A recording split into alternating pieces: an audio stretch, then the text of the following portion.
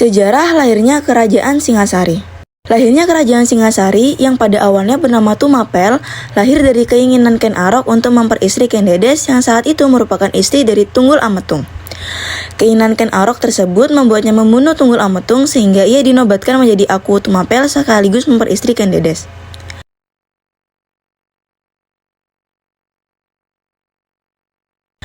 Kemudian Ken Arok melakukan penyerangan terhadap Daha dengan izin para Brahmana.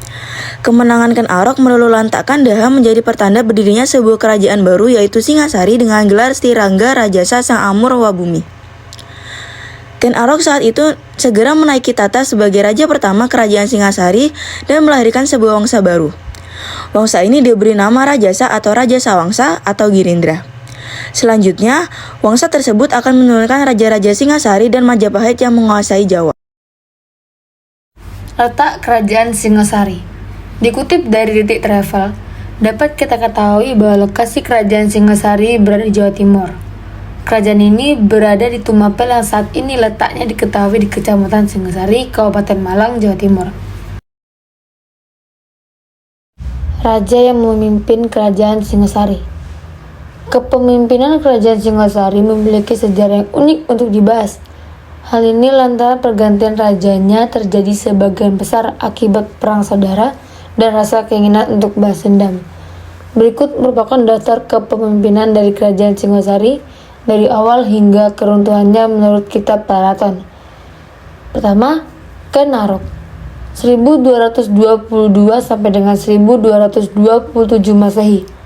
Yang kedua, Anusapati 1227 sampai dengan 1248 Masehi.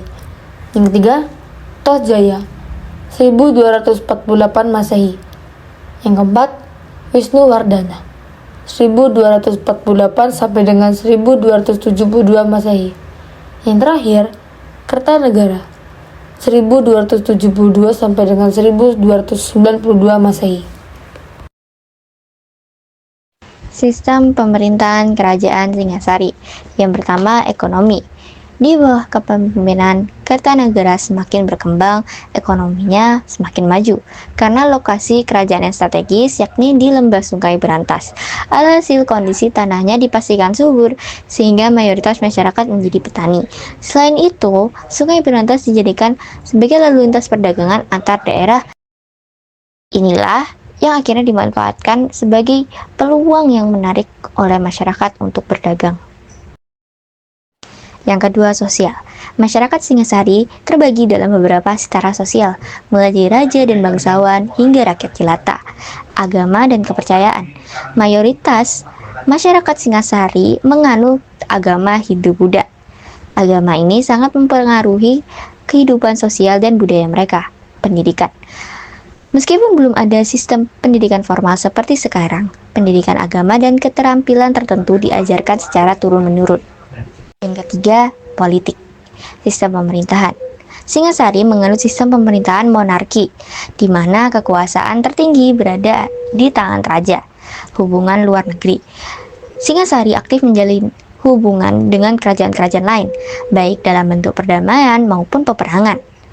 Ekspedisi Pemelayu adalah salah satu contoh ambisi ekspansi Singasari. Peninggalan Kerajaan Singasari. Penemuan terhadap peninggalan Kerajaan Singasari menjadi salah satu bukti eksistensi yang dimiliki oleh kerajaan ini. Berikut merupakan peninggalan Kerajaan Singasari.